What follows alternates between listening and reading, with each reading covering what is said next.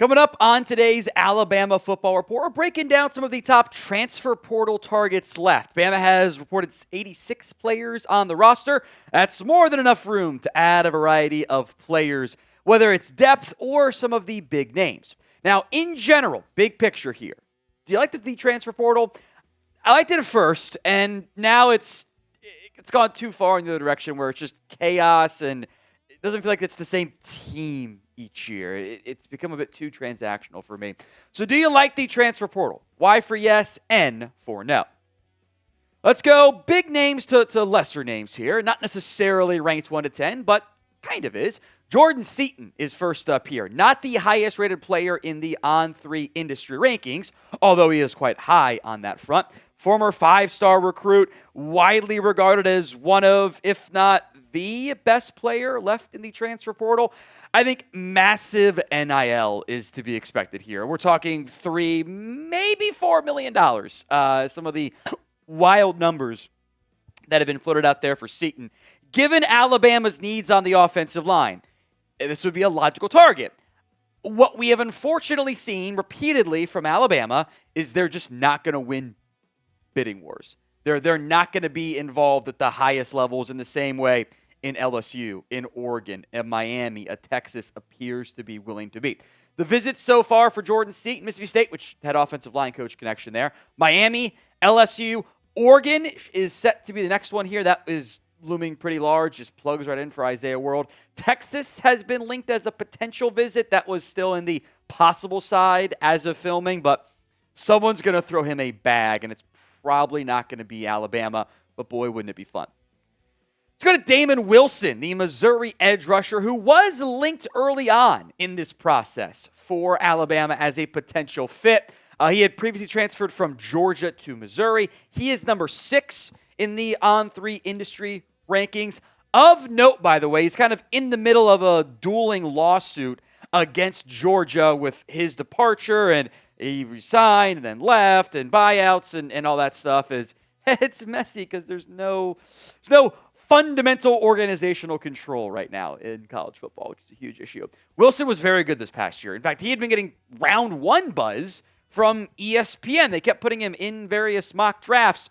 The top 3 fits here right now, in some order, are Miami, Texas Tech, and LSU. I wouldn't be surprised if this ends up being Miami to replace Bain and Mesidor at edge. LSU had been involved. They've kind of faded off. They're involved with one big name here. OSU and Bama had been linked too. The Buckeyes were a runner-up for him when he went to Georgia and when he went to Missouri. Kind of feels like he just ends up being just shy on that front. So in terms of big additions, guys whose names you actually may have heard of before, will Bama end up making any more sizable transfer portal additions? 1 for yes, 0 for no. Go vote in the comments section of today's show. Princewill Umanmielen, whose brother, by the way, Princely, is playing for the Carolina Panthers right now, is former Nebraska to Ole Miss transfer. He was number 3 right now in the On3 transfer portal rankings. I will make note there's an asterisk involved here. Ole Miss has not yet put his name into the transfer portal. He had already re-signed with Ole Miss, which, as much as we saw with guys like Damon Williams up at Washington, is a problem. You agreed to a contract, and they're trying to essentially, I think, in the midst of negotiations to keep him around. LSU tampered. I don't know what else to say here. It's rampant in college football. It is what it is, kind of like free agency at the combine in the NFL. It's just rampant everywhere. He was really good, though. Came over from Nebraska. He had 2.5 tackles for loss at Nebraska, 9 sacks this past year, is, again, one of the top players in the entire portal. The buyout would be $500,000 reportedly for Umanmielen with Ole Miss. The number is actually higher specifically for LSU, which is maybe not a huge surprise given the bad blood right there. Alleged $2 million offer for Umanmielen to go to the Tigers, which pays for the buyout if you need to. If he does leave, I would think he ends up with LSU and with Lane Kiffin again, since he essentially transferred the first time around to go play for Lane. Another Ole Miss player here is Cayden Lee, the wide receiver who has been linked to 2 main teams in particular, but he's number 92 overall right now, and we're just using the On3 industry rankings because it actually keeps the overall, and if you sort by 24/7 Sports best available, it just ignores the other ones there. Lee had been fairly productive for Ole Miss this past season. I would be intrigued. I think you could do some fun, slot stuff for you, maybe more than anything else, which maybe you have a need for there. The two reported destinations here are A, going back and sticking with Ole Miss is not out of the conversation there, and Missouri, which is noteworthy because Austin Simmons, the former Ole Miss quarterback, transferred to Missouri. This might come down to, hey, does Trinidad Chambers get extra eligibility for the Rebels? If he does, I bet Lee stays. Otherwise, decision has to come soon here, ends up at Missouri. Those are the top 4 players in the top 100. After that, a big fall-off. Kamauryn Morgan, the edge from Baylor, is 160 in the On3 industry rankings. Now, of note here, he had taken a visit to Kentucky. He was committed to Virginia Tech and James Franklin. He then ran into eligibility issues, and that is a big question mark now in terms of what ends up happening here. He was a decently touted 4-star recruit in 2025. I am a little surprised he jumped up so high in the transfer portal rankings when he didn't really play that much for Baylor, but it was a bunch of Power 5 programs in the mix. Does he want to come develop for a year, maybe take on a bigger role next year as an outside edge rusher option? Could be a logical fit. Alabama hoodies are on sale up to 50% off at chatsports.com/Bama hoodie. That link will be in the comment section and the description of today's show. Variety of colors and styles and all the different fits and everything else you could want there. Link again, comments and the description of today's show. It's chatsports.com/Bama hoodie. Get yours today. One of the underrated best names in college football, Vander Ploog, the tight end out of Oregon. Is it Ploog or Plog? I'm pretty sure it's Ploog, but either way, it's fun. 237 overall. I do think obviously, Kenyon Sadiq turned pro, but everyone else at tight end kind of went back for Oregon. I think that's a factor in his decision to enter the transfer portal. Of note, did take a visit with NC State, but he was the number 11 tight end in last year's recruiting class out of California, number 208 overall. Does Bama want to try to get one more tight end? Obviously, they got Josh Ford to walk on as well. Just throwing out some of the top available targets on this video. Omar Graham Jr., the linebacker from Florida State, who is number 244 overall in the On3 industry rankings.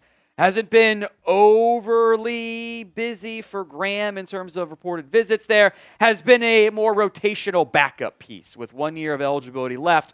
But I think depth is an area of concern for Alabama at linebacker. I'm excited about Caleb Woodson and some of the young pieces, but I do think trying to find another veteran piece who can be break in case of emergency makes sense. Does Graham want to play more? Those are the tricky parts to figure out here. So name a player who you still want to get in the transfer portal. Let me know in the comment section of today's show. Trequan Jones, running back out of Old Dominion after I thought you had Hollywood Smothers, which would have been such a big-time pickup there. Jones is 251 overall on the On3 rankings. He was originally committed to Maryland, then backed out a few days later, and it's been pretty quiet since then. Why? Not entirely sure, but he was fairly productive on a smaller sample size for Old Dominion. Wasn't really involved as a pass catcher, but, given what you saw, I think at times from guys like even Daniel Hill, maybe you don't need to focus on a pass-catching option. Could always hurt Auburn in the process, right? Broderick Shull, the offensive tackle, is one of the handful of maybe notable offensive linemen left in the portal if you want to keep adding talent there. He's 283 overall, again, in the On3 industry rankings for the transfer portal. Spent this past year at Auburn, of course. Was, relatively speaking, a pretty highly touted recruit. 206 overall, 22 ranked offensive tackle. Number 5 coming out of the state of Oklahoma. Could he look to go to the Sooners or the Cowboys as a potential fit? I think adding offensive line pieces makes a lot of sense right now for the Crimson Tide, as much as you possibly can at least. For more Alabama football, transfer portal news, rumors, updates, and more, hit that sub button so you don't miss out right here on the show. A name we have mentioned before, Nico Brown, the wide receiver out of Yale. He had already taken a visit to Alabama Had yet to be reported if he has actually gotten the offer or anything along those lines. He did not say it. We'll see. He left Alabama without committing, taking a visit to other schools as well. Crazy productive, though, for Yale. That yards per route run of 4.16 would have led everybody in college football at the FBS level. Now, different level, different competition, different usage. Yale's offense is kind of unique, but he was a big play machine for Yale this past season. Other visits he's on here, has taken, I should say, Michigan State, Northwestern, UCLA, Washington, Stanford, as they try to play catch-up, essentially. Certainly worth monitoring Nico Brown, which would give Bama some more depth at wide receiver. I do wonder if Noah Rogers' commitment means he looks elsewhere, but you need bodies at the wide receiver spot.